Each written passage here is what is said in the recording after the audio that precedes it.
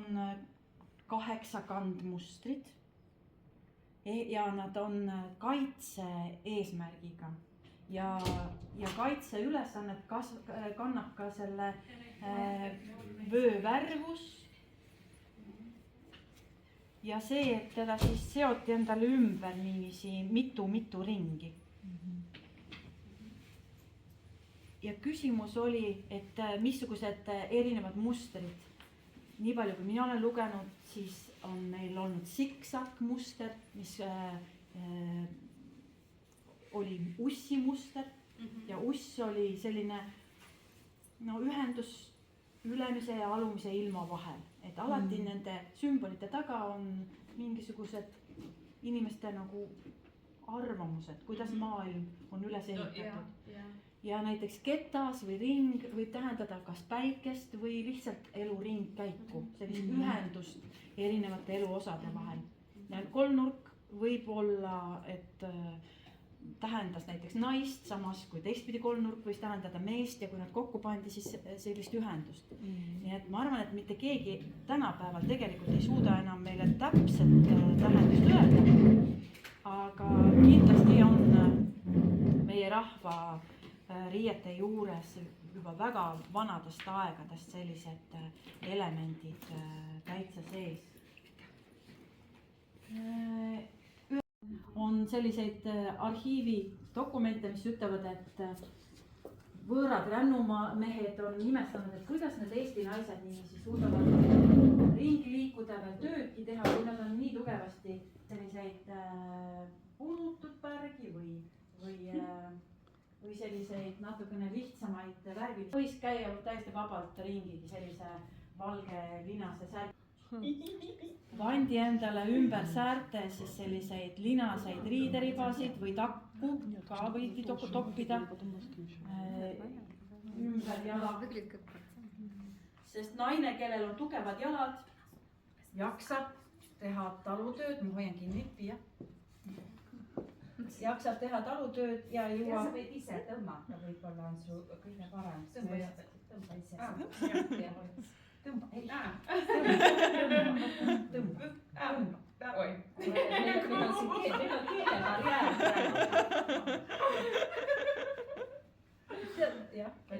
Liin ei oska sokke lihtsalt. Panen metalli ise. Panen see teine ise. Proovi. Tõmba jalga. Et siis mida jämedam jalg, seda ilusam pruut.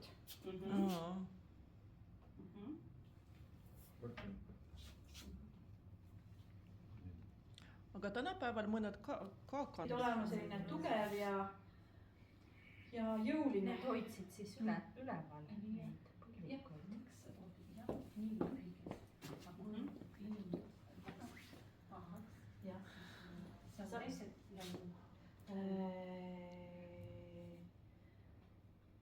Miks jalad nii lühikesed? Sa mõtled, miks seelikud on nii pikad? Nahast. Need vastlad, need on suvised jalanõud. Nendega talvel ei vilt. Nagu lambavillast sellised jalanõud ja kalossid sinna otsa. Et need võisid olla talvised jalanõud. Kas ma Piiakene tohin sind näidata? Sul oli täiesti valesti. Ei ole. Mul on täiesti praegu küll läks midagi valesti. Ma ütlen seda. See veisenahast pastlad peavad moodustama siin pead risti. Ütleme, meil selline enam-vähem selline noor neitsik on olemas. Kui nüüd tüdruk sai juba nii vanaks, et poisid võisid hakata teda vaatama, olid ka juba esimesed päevad tal ära olnud, siis ta sai oma esimese seeliku. Ja seeliku saamiseks ka võis olla eriline rituaal, kus siis tüdruk viidi sauna või kuhugi sellisesse kõrvalisse kohta ja ema või siis külanaised panid talle seeliku selga ja ütlesid, et saagu sa mesi meeste poolest, munapudru poiste poolest. See oli jälle selline rituaal, et tüdruk saaks ruttu nüüd tanu alla ehk mehele. Me paneme siin siis kuidagi siit.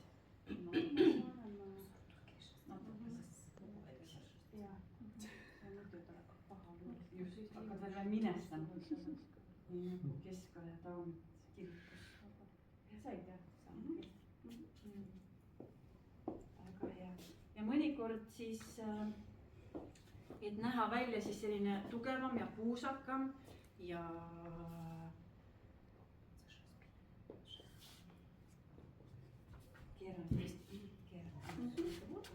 siis kanti isegi mitut seelikut, kuni 5 seelikut üksteise peal.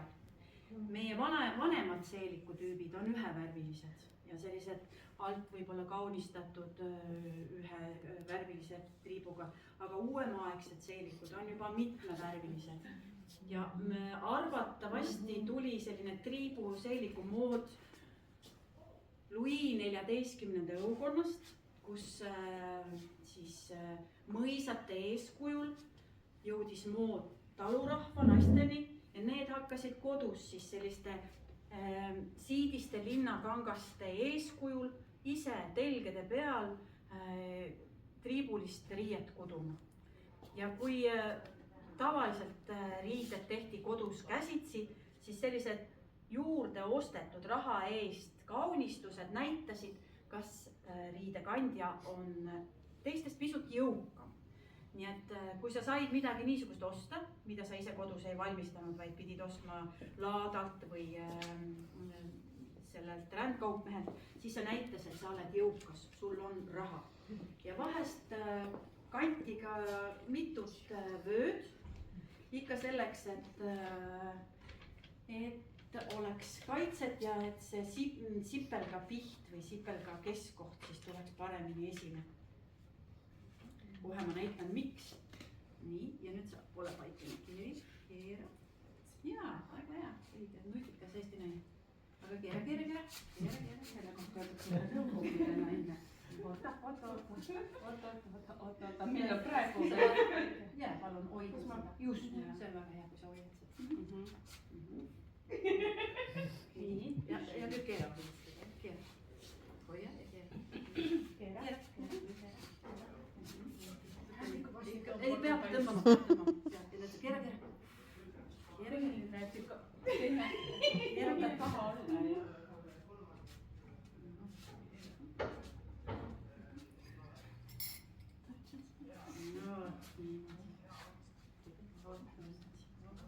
Saad suudad veel olla? Okei. A miks nii palju seelikut? Paista kogukand, et iluideaal oli see, et ikka naine oleks, tal on tugevad jalad, tal on tugevad reied, ta on ikkagi, ta jõuab tööd teha, mitte mingi selline.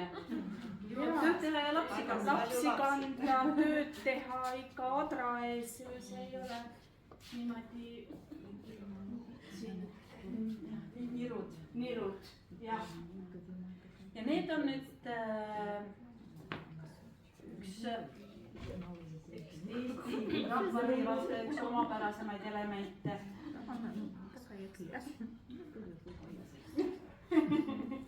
Käised. Need on meile jõudnud, kui ma nüüd ei eksi, Rootsi eeskuju.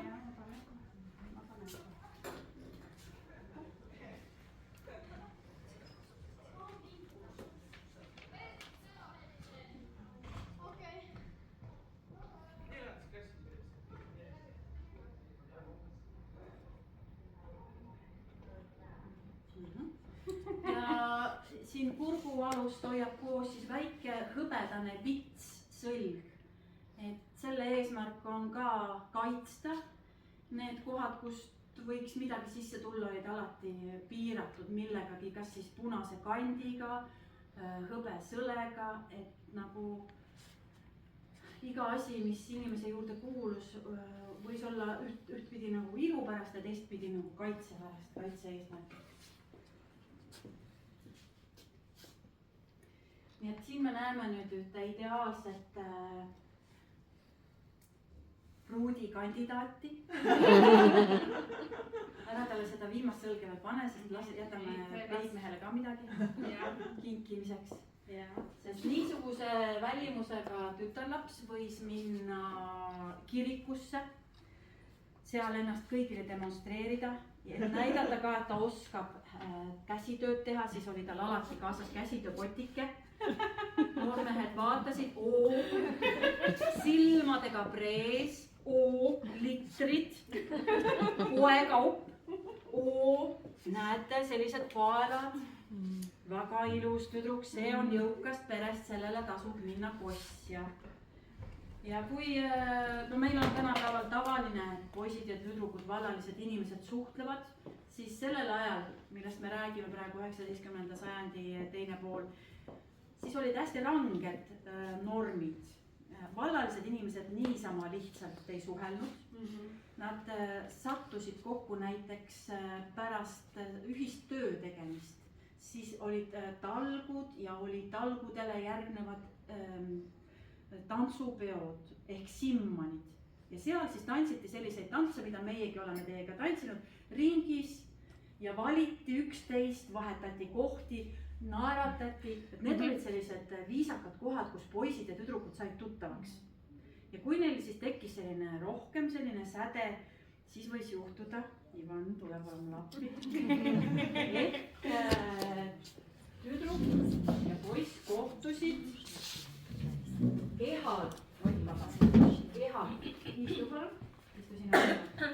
ehal käimine oli siis selline traditsioon, kus täisealised tüdrukud magasid kevadel ja suvel, siis kui oli soe, aidas. Aidas on, ait on üks kõrvalhoone. Ja pulma siis tegelastega naise pere juurde. Et esimesed 3 päeva pidutseti seal. Just. Ja siis naine oma perega sõitis mehe juurde. Ja pidutseti 3 päeva seal. Sellepärast, et nüüd naine jäigi mehe juurde elama ja võib-olla kunagi enam ei läinud tagasi oma kodukülla. Ta oli oma pere jaoks surnud, mis tähendas, et need pulmad võisid mõnikord olla ka väga nagu kurvad. Eriti kui näiteks tüdruk ei saanud endale lemmikmeest valida, et ta pidigi minema kuhugi tundmatusse ja võib-olla väga-väga kauaks ajaks. Aga meil on õnneks väga õnnelikud noored. Paneme sulle veel kurja kaitseks, võtta korraks prillid ära. Muidu äkki ja Tiim.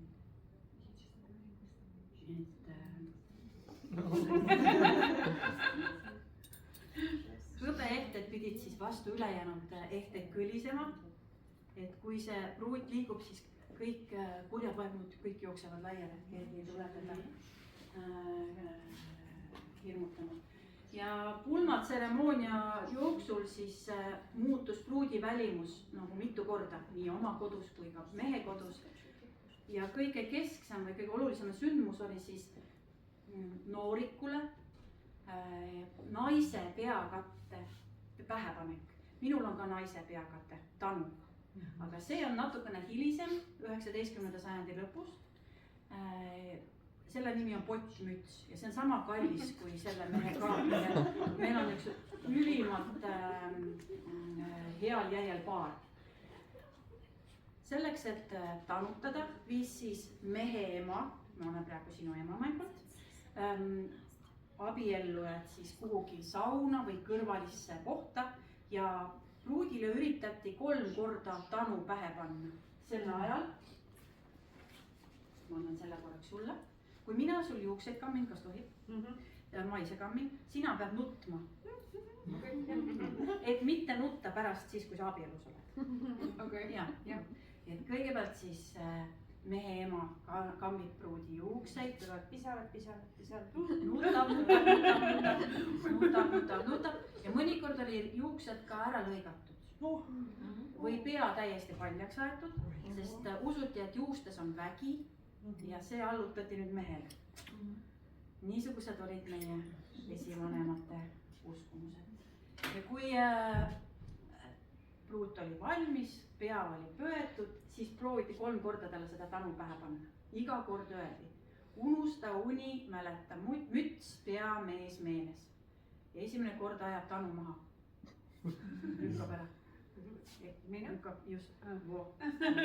Teine kord veel, unusta uni, mäleta müts, pea, mees meeles. Väga hea.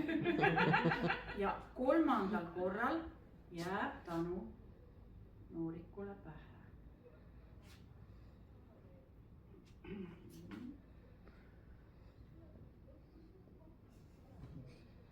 ja peaks olema selline kõrge ja sellega on abielu sõlmitud.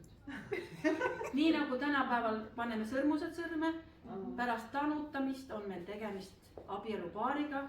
see on abielu naine, näete, pits on ääres, kõik on korras. ja teine siis oluline abielunaise tunnus on põlv. ilma põlleta ja ilma tanuta ei lähe naine enam mitte kunagi mitte kuhugi õue püsti.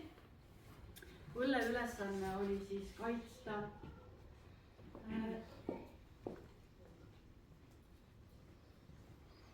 vast sündinud või sündimas, kunagi nad õnnetusel pidid tulema need lapsukesed. selleks, et kaitsta siis naise kõhtu, selleks pidi olema tal eespõlv. no vot, ja kui nüüd tõuseme püsti, vaatame teid kahte koos ja plaksutame loomulikult. palju õnne! ükskõik kui noored olid abiellujad, nad ei tohtinud enam minna vallaliste pidustustele. igasugused tantsuõhtud, simmanid ei olnud enam teie jaoks. Teil olid nüüd pisipere ja kohustused. nii et ma ei tea, kas see on, mida oodata või mitte, aga vanasti oli see väga kõrges hinnas. ja kui nüüd inimene sai vanemaks, siis eeskätt kadusid riietusest ära sellised punased toonid. nii et hakati kandma ühevärvilisemaid, tumedamaid seelikuid ja ka võib-olla tumedamaid rätte, tumedamaid peakatteid. ehk siis see, kuidas läksid riided tumedamaks, see näitas, et inimene oli vananemas ja kui oli juba aeg surra, siis tavaliselt olid needsamad esimesed valged särgid, need pulmasärgid olid ühtlasi ka surisärkideks ja need kaunitehted andis pruut või meie siis naine edasi järgmistele oma naissoost sugulastele, tütartele, tütartele. selline oli rahvaliik. Kas tohiks paluda noorpaari koos emaga ühele pildile? Oma poja poole. Poeg, jälle sa unustasid kindlad koju. Kindlad näitavad staatust. ja vaatame siia. mida kingitakse tavaliselt?